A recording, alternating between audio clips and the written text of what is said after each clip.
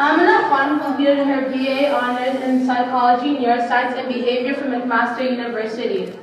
She is a certified group fitness instructor, nutrition, wellness, and weight loss coach, and founder of Amanah Fitness. All right, assalamu alaikum everyone. How is everyone doing? I know it's pretty late.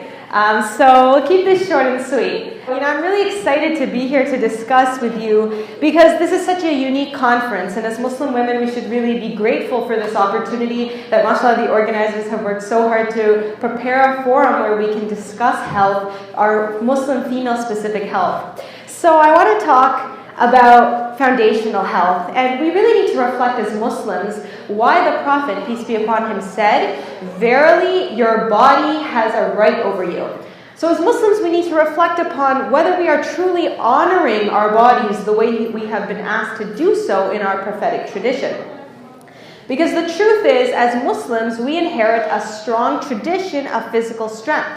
When we look at the example of our Prophet, when we look at the example of the early companions and our early scholars, we see a continued emphasis on balance, physical strength, and moderation in eating. So I want to discuss prophetic fitness. And it's true that our Prophet, peace be upon him, was incredibly strong and fit. We know that the Prophet, peace be upon him, had the incredible strength to climb Mount Hira multiple times before Revelation. And as Muslims, we often reflect upon this and consider that the Prophet was so devoted and dedicated in isolating himself from society and distractions. But consider the strength that is required to climb that mountain multiple times a day. We also know that the Prophet, he would wrestle with the companions. There's a very beautiful story that I love that Ali radiallahu anh, he was the wrestling champion amongst the companions, right? He was known as being so strong. And once he was telling the other companions that nobody could beat him in wrestling. And the Prophet ﷺ came to him and said, "Has everyone had a chance to match you?" And Ali said, "Yes." And the Prophet said, "Except for one person." And Ali radiallahu anh said, "Who is this person? I want to wrestle with him right now." And so the Prophet said, "After Salah, go to a certain location and that person will meet you there." So after Salah, Ali went to the tree or the location and he waited, and then a person approached him with his face covered. And so the person with his face covered said, "Round one," and they started wrestling, and Ali Radhan he was thrown to the ground. And he was so surprised, you can imagine, he is the wrestling champion. So he says, "Round two, let's go again." So they fight again, and again Ali is thrown to the ground, and he's surprised. He asks for one more round. They wrestle again, and once again Ali is thrown to the ground. And he asks, "Who are you?" And the man, lo and behold, he uncovers his face, and it was the Prophet ﷺ. So beautiful examples that we have of the Prophet's strength, and that is an example for all of us. Specifically, I want to discuss the legacy of strength that we see in our female companions. We know that the female sahabiyat, they were strong in their iman, and they were also physically capable. And the surviving in the desert was no small task. It required a lot of manual labor and a lot of physical strength. We know Fatima radiallahu anha, she would do her grinding and her weaving herself, and these were demanding tasks, to the point at one point she asked for help in the home to alleviate some of these responsibilities. It was a very difficult lifestyle. But despite this difficult lifestyle, our female companions, they would always strive to reach the utmost heights of worship and not let physical barriers stop them. So we know that the female companions, on several occasions, they would ask the Prophet to accompany on expeditions so that they were not allowing that physical component to hold them back. So this is an excellent example of strength for us to apply in our lives. So I want to focus on that physical strength and how we, as the current generation, can develop that strength as well. So Amanah Fitness we founded it because we realized there was a huge lack of resources in the Muslim community for how to get active, get fit, learn proper nutrition. And so Amanah Fitness caters to those needs. We have foundational nutrition programs, we do women's only fitness classes, personal training, nutrition consultations, and we try to cater to all of the nutrition and fitness needs of the Muslim community. So I want to talk about what is health. We often talk about different components of health, and throughout the day, of course, we've been talking about different domains. So we know that there is the aspect of physical health, emotional health, mental health, social health, and of course our spiritual health. And as Muslims, we understand that these domains, the purpose of developing these different domains of health is to strengthen our overall spiritual health. So to give a definition of health, we know that it's a dynamic process. It has many components, and it changes at various times throughout our lives. So it's sometimes, we might be feeling very mentally strong and capable, and then at the death of a loved one or difficult times of anxiety and stress, then our physical health might suffer. So our health definitely fluctuates throughout our lives. So we actually want to move from this definition of health into wellness, talking about wellness. And that's a search for enhanced personal growth and development and reaching our full potential through lifestyle, behaviors, and attitudes. And as Muslims, that's something we're very, very familiar with because that is what it means to reach ihsan in all areas of our lives. And part of that ihsan is treating our bodies the way they are meant to be treated. So in this presentation, we're going to focus on physical health. And of course, we know that physical health consists of nutrition and fitness, and we've heard a lot about nutrition earlier in the day. So we're going to talk about fitness today because that's something that a lot of people have a lot of confusions about. What does it mean to be fit? So I really want to dispel some of those myths and talk about what does fitness consist of, what are its primary components, what are its secondary components, and how you can include these parts in your life. So there are 4 primary components of fitness, and we're going to talk about each of these in depth. So they're body composition, cardiorespiratory capacity, muscular capacity, and flexibility. Those are main components that we call health-related fitness. So when we are working to improve our health, these are the first 4 elements that we are going to integrate as part of our lifestyle to improve our overall health. And then we have some secondary components. These include a variety of things: balance, agility, speed. These are called performance-related fitness. So as we focus on those primary components, those main health-related components, the secondary components will naturally fall into place. So let's talk more about those primary components. So body composition. Several of you guys have stepped onto my body composition analysis machine earlier today and got a glimpse of your own body composition. So body composition is your proportion of fat mass, how much fat you have, to fat-free mass. So fat-free mass is your blood, your organs, your tissues, everything else in your body that's not fat. And it's very important that we have a healthy ratio of fat to fat-free mass. And we know that there is research that shows us what those healthy ranges are. And so when you improve your overall composition, and we're going to talk about how to do that, the benefits of that is you reduce your risk of cardiovascular disease, you improve your metabolism, so your body is burning a fuel, and you improve your overall BMI. So how do we improve that? So we have to get to, you've heard these terms, cardio-muscular capacity. So another primary component is cardiorespiratory capacity. So this is your body's ability to utilize oxygen. So every single day we're breathing in oxygen. Your body has to intake the oxygen, it has to use the oxygen and send it throughout your body. So when we develop our cardiorespiratory capacity, we're actually improving our body's ability to utilize that oxygen and send it to parts of our body where we need it. And the benefits of doing that include decreasing your resting heart rate, decreasing your risk of cardiovascular disease, and improving cardiac output for a stronger heart. So our heart is a muscle, and when we work our heart, we strengthen that muscle, and we decrease the total number of beats it has to beat. So we're lengthening the lifespan of our heart. This is achieved through exercise, through activities such as running, biking, jogging, anything that has you inhaling, exhaling, increasing your rate of breathing, and getting that higher heart rate up. That's something very important that we need to make sure that no matter our age, no matter our level of fitness, that we are increasing our heart rate on a regular daily basis. We are engaging in activities that allow us to increase our heart rate and practice that cardiorespiratory capacity. So how much do we have to get? We have a lot of research that shows that the recommendations is 4 to 7 times a week. And to specify that even further for you, there's a total 300 minutes of recommended moderate activity we want everyone to be reaching.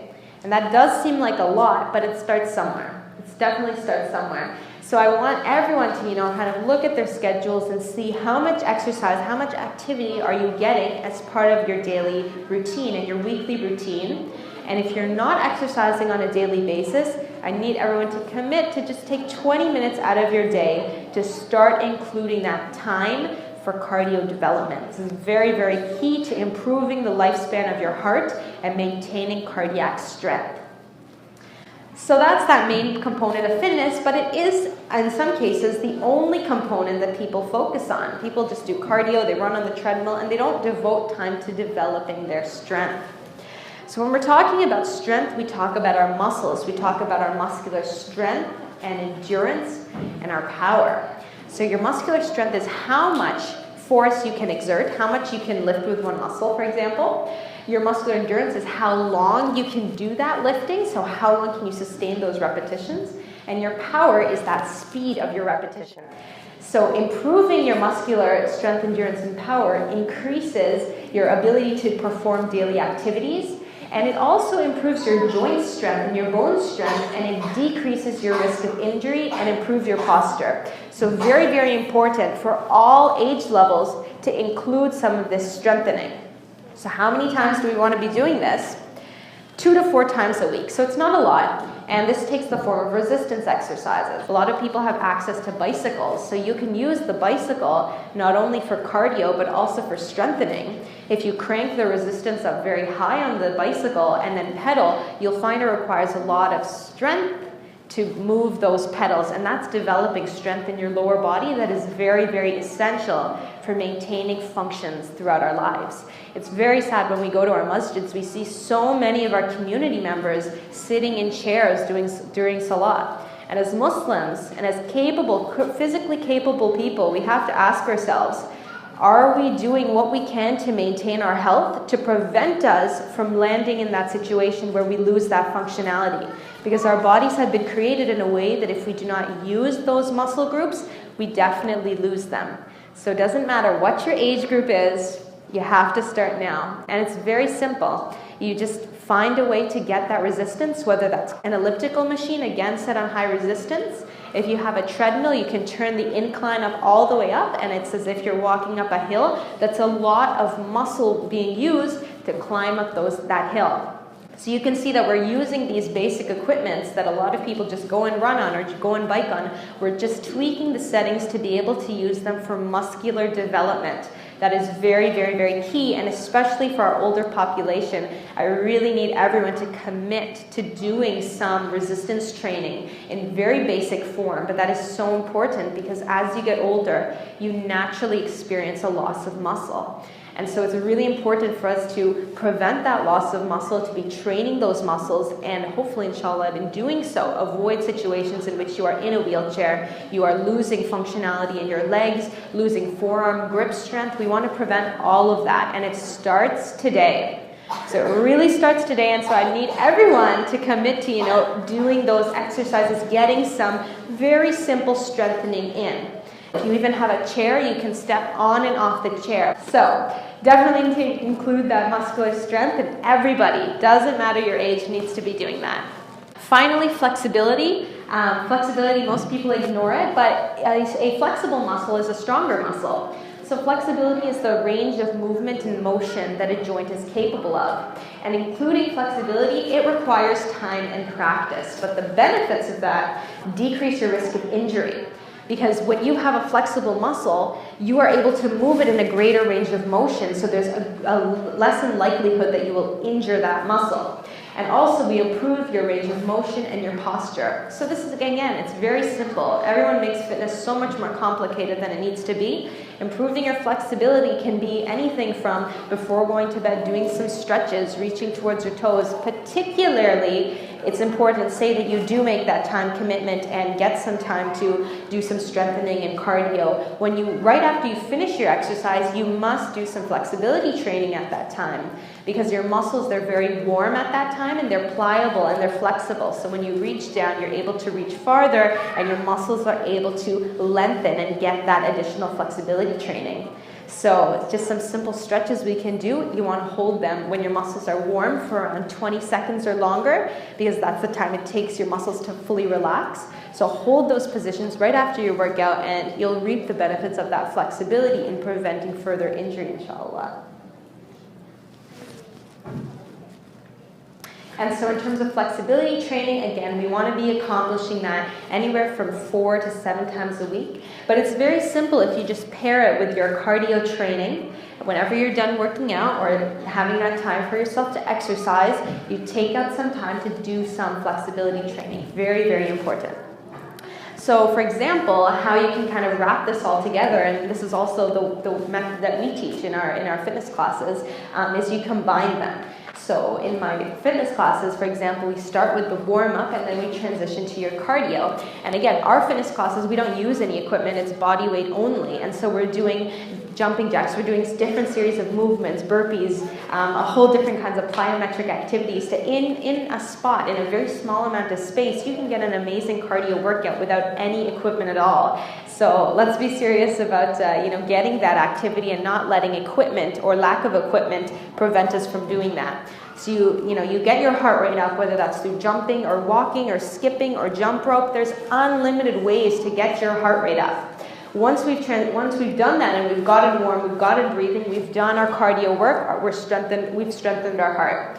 So once we finish the cardio, usually we add some strengthening. And so usually we go down to the floor, we do some body weight strengthening. For younger participants, I would recommend push-ups and planks and core work. And for older participants, simple quad exercises, simple leg, lower body exercises. If you're doing this at home, a great practice to do is grab a couple of soup cans and just do some simple lifting. That's to keep that functionality in your muscles. It is so, so important, my dear sisters, to take that time to strengthen your muscles to prevent losing them later in life. So that strength component following your cardio. And then we just wrap it up with a little bit of cool down. We usually lower your heart rate. By the time you're finished your workout, you want your heart rate to be restored to the same level it was when you started working out. So nice, smooth, low heart rate. And while we're cooling down, that's the ideal time to get in some stretching. And it's very relaxing, very comfortable, and a great way to wrap up a workout. And that whole routine, that whole session takes 45 minutes. We can do it shorter. It definitely, in any amount of time you have, you can get this done. So this does not have to be a long or extensive process. The more time you devote to this, the better your health will be. And again, that applies for any age group. So our younger generation definitely needs to spend that time getting active, finding activities that they enjoy and make them part of their lives. And our older generation definitely needs to commit to it. If it's important, it goes on your schedule, and this needs to be on your schedule. I think that the biggest motivation is look at the people around you who you see who have lost some of their functionality, who are not able to perform salah fully, and they are in a position where they're not able to use their muscles. And if you have that function in your muscles at this point, look and ask yourself, am I maintaining them? Am I going to be like this forever? And the answer is no. Our bodies will naturally degenerate unless we are doing things to maintain our strength. So let's be very, very serious and focused about maintaining that strength and ensuring that we're not losing that muscle as we age, as we develop. It's so important to spend time every day or on a weekly basis devoted to our personal strength and physical development. Just to conclude, you guys can follow us on Facebook. We also have our newsletter where we send out regular free health advice. And we're really all about empowering our sisters and the Muslim population to reclaim their health and restore the health of our community, because we have reached a tipping point that, everyone talks about how the U.S. is the most obese. Well, that's not actually true. The Muslim countries are actually beating the U.S. in obesity statistics. In the Gulf states, 1 in every 8 women are obese. And so our communities are suffering and really kind of taking the hit from this obesity epidemic. But if any community can fight this epidemic, it's our community, inshallah. Ours is the community that fasts 30 days of the year. Ours is the community that has so much discipline built into our religion, alhamdulillah. And so we really need to take that discipline and apply it to all aspects of our lives, including this physical development. All right, Jazakallah khair, everyone. I really appreciate your attention. And feel free to come up and talk to me afterwards. I would love to help you address any of your fitness concerns. Jacques Lafer.